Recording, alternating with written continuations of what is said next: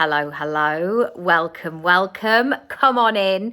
I've got a story for you today because this week, Matt and I are celebrating a very important anniversary. Nope, it's not an anniversary of our love, although it is 18 years this year, which feels like a great achievement. The anniversary that we are celebrating is this sofa. And I've got a story for you today, something that you can think about in terms of your dreams, your next chapter, where you're going, and to know that you can begin now and begin with the first steps. So 9 years ago, this sofa arrived in our lives. And it was one of those deliveries where the people who were delivering the sofa did not want to be delivering sofas. They certainly didn't want to be going upstairs because we had to go up some stairs, and they just basically were like, and also there was that moment of, is the sofa going to go through the door? Also, when we then moved it to this house, half of the sofa did not go through the door. So we ended up having to take half of it out through our neighbour's garden, round the back and up our stairs. We've got some stairs at our back door. So we had to think very strategically in that way. But Matt will always say, and I'm not going to go into too much about what he says because it's his story to tell, but he will always talk about how it felt like such a grown-up thing to buy this kind of sofa. And I'm not going to show you all of it because it's an absolute tip in here and it's on my list. It was one of those days where the kids just left for school and we just needed to get out the door. But it's basically a big right angle. And this sofa felt such a big adult moment. So let me go back. I had my son in October 2015, so 9 and a bit years ago. And this sofa arrived January 2016. And my son was £9.10, which is 4.36 kilos for those of you who operate in kilos. Unexpectedly big. I had a 3-day labour and a C-section, and it took me a long time to recover. I also had a really hungry, heavy baby. So he wasn't one of those kind of dinky ones that you could just, you know when you see sort of people just like slotting them in, he looked like he was going to work. And in our old house, we had an old sofa of my dad's that we had because we didn't have furniture. It was the first time that we had lived together. I think how long had we lived in that flat by that point? Like 3 years or something. But it was still very sort of makeshift. So to buy things like it'd gone on basics, and it was very much a work in progress. When I came home from that hospital, I realised that I didn't have a plan work-wise, which you may say is irresponsible. And yes, I would agree. I did have a plan, as in I had a business and I had ways of making money, but I fully stand by, until you have that baby and you meet that baby and you understand how you're going to be, how the baby's going to be, you can make all the big plans in the world, but until you get there, you don't know. And one of the things that really shocked me was how long it would take for me to feel normal again. My normal. And we had this sofa, which up until the point of having Oscar, my son, it was fine. It wasn't really noticeable. I mean, even in pregnancy, it was fine because I had like a ball thing. I had a yoga bolster. I had all sorts of stuff going on. And it was only when I got home and I really sat on this sofa and I thought, this sofa is the most uncomfortable thing I've ever sat on in my life. It's I don't know how to get comfy on it. Also, lots of people were visiting. There wasn't enough seats for people to sit down. And we also had quite a big living room. So we'd all be kind of wedged in, or we'd be bringing, the Peter Kay emergency chair, bring it in, have a sit down. So it felt like a doctor's waiting room. And that's when the inspiration for the sofa came. I was like, this sofa, we've outgrown this sofa. We are parents now. We are grown-ups. It's time for a grown-up sofa. Yet, we at that time, as I've mentioned, no understanding work-wise of how this was going to work. We had no idea.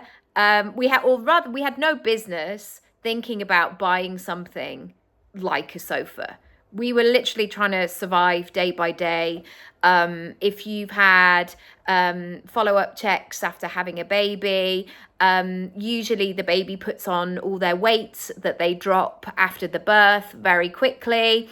I was in and out of that clinic for 2 months afterwards, trying to get his weight up. So I was in and out, and I was trying to figure it all out. So it wasn't like I had this big stack of cash going, oh, it'll be fine, I'll just do that, and we'll just buy a sofa, we'll just order it. So we knew that wasn't a situation. But, and here's the first lesson, here's the first takeaway. I understood that where I was right now, it needed to be temporary, because I had had an idea that a change was possible.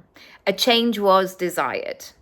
And quite often what can happen is that when people have an idea, a desire, a sense of like, oh, I'd like to do that, it so quickly is pushed down because of the practicality. And so instead of saying, well, it's probably going to be another 2 or 3 years before you can afford a sofa, etc., I decided to think, okay, I'm still going to be in this motion that this sofa is on its way. And so that was a really key first step. The second thing that I decided was to get into the nitty-gritty of what a sofa looked like. Now, it was one of those dreams that became very clear to me. I was like, I want it to be a corner sofa. I want it to be comfy. It's not going to be one of those show sofas. When you see people's houses and you're like, how do you lie? You don't watch telly on that sofa. You sit very politely and have polite conversations and drink tea with cups and saucers. Our sofa is like a member of our family, which you would see if I turned the camera around. So I don't always have all those specifics. And so if I do have that dream, sometimes the only piece of the puzzle that I have is, it's not this. It's not this. And I knew that with the sofa. It's not this. I don't want a two-seater sofa. I don't want this color, like it was a really horrible lavender color. No. But with this dream, I had the specifics. I was like, I want it to be this kind of texture. I want it to be this sort of shape. And so I got into the excitement of it. And that's really key. Because especially if you are saying at this point of the year of, I want to make more money this year, or I want to grow my career this year, or I want to do these kinds of things, or I want to spend my time differently, or I want to feel more like me. You have to go into the specifics of that, because again, there will be some people who at that time were sofa shopping and they had a very different criteria from what I wanted. So I'm thinking about those man caves that you see, and there's always one of those sofas. It's like white and it's curved, or it's like a red leather or something like that. And they know what they want for that man cave. And it's something different. I then began the practicalities. Okay, how big, based on this room that we were in, what's the biggest sofa that we can get? What are the kind of prices? What sorts of shops have sofas where you can actually go into the shop and sit on the sofas? This was really key for me. I didn't want to buy a sofa without sitting on it. And yeah, so I began to do all of those logistics, and I began to piece it together. And strangely, what happened was that in the January, a grandparent gave Matt some money, a little bit of money, kind of buy something for your house type situation. Something else happened, that a work thing came through. I got an advert, like all of these little pieces of money came in, and they just immediately went into the sofa fund. Like, that's the sofa fund, that's the sofa fund. And I'd had my eye on this one particular sofa, and we went to go and sit on it. We went to Tottenham Court Road, which I don't know if it's changed recently, but certainly at that time you could go and sit on lots of different sofas. And I kept an eye on this sofa. And one day it had £900 off. I don't know why. So the money that we had available was actually more than what the sofa cost. And that blew my mind, because in a matter of weeks, from sitting on a terrible 2-seater lavender sofa feeling rubbish, this sofa was in our house. And this sofa has been, I described it as like another member of our family. It's been so integral. Like, we all sit on it every single day. We're not one of these people who are like, gosh, I've just got like 9 different reception rooms. We haven't. This is our sofa. We sit on it. The kids watch telly on it. We sometimes eat our dinner on it. I do work calls on it sometimes. Family, friends, people have cried and laughed, and it's so part of our lives. And I know that when my children are all older, they're going to remember this sofa. They're going to remember it because it's in every single picture. Likewise, my red dressing gown that I used to do so many lives on Instagram. I was always wearing that red dressing gown because I always had children who never slept. So I was always in that limbo of, okay, I'm going to put the baby down for a sleep and I'm going to go in the shower. And then it's like, the baby's not going to sleep.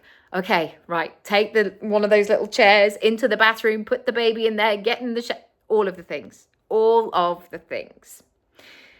Your dreams, your passions, your wish list, your things that you want to be, do, have, and feel this year are important and valuable. And they may not be immediate. Some of them will take time, effort, focus, resilience, money, confidence, a backbone, courage, all of it. And sometimes they will be a long way in the works.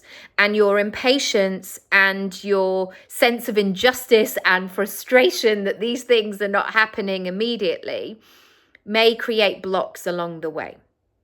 However, today, I would love you to do 2 things. Number 1, trust the dream. Trust it. If it's coming through to you, trust it. Don't shut it down immediately. You know, if a small child came up to you or an elderly person and said, do you know what I've always wanted to do? Or I would really like to do X, Y, and Z. You wouldn't immediately say, well, that's never going to happen. Is it? How am I going to do that? I would hope that even if you had no idea how it was going to happen, you would ask more questions. Tell me about it. What are you doing? What's happening there? Give me all the details. Why do you want to do that? How long have you wanted to do it?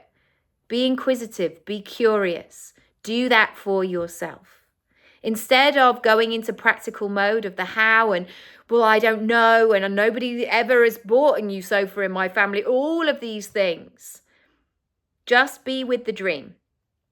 Get really specific about it. Trust it. It's trying to tell you something. And part 2 is go into the details and the specifics of the information that you need to know about this dream.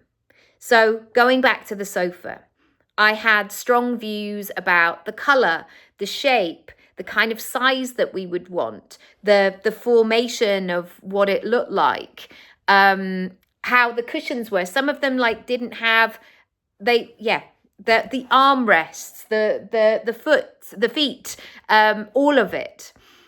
I want you to get into the specifics, because when you've got specifics, you will have a sense of being able to say yes or no to your dream. Is it am I closer or am I further away?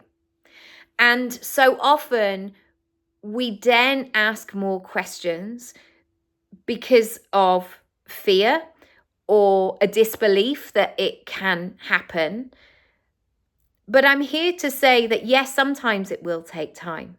But I bet you that you've had times in your life where something felt like it came out of nowhere. Something that you thought might be hard was actually so easy because it was so aligned, it was so on purpose, it was so exciting, it didn't feel like hard work for you. And we are at a time now where I've realized over the last 5 years, there'll always be a reason not to. Always, always, always. And so many people live in this situation of, well, when the kids go back to school, or when I'm less tired, or when the economy is a bit more stable, well, when the pandemic's over, when. And do you know what happens? Is something goes and then something replaces it. Something that we were worrying about stops, changes, finds a solution, and then something else comes in that we weren't expecting. And so there is no perfect time. It may take longer. It may take longer. It may require work and focus and all of those things. But it is possible. And I don't want you to let yourself off the hook here. It's so easy to go, I don't know what I like. I don't know. I don't mind. What do you think? Especially for us as women, as girls who are conditioned in that way. We have this ability to be flexible and adaptable and easygoing and just, cool, like whatever. And I think back to moments, when you were at school or you were trying to like find boyfriends or be fanciable or any of those sorts of things. And it was literally like, I'll be whatever you need me to be. All of these things.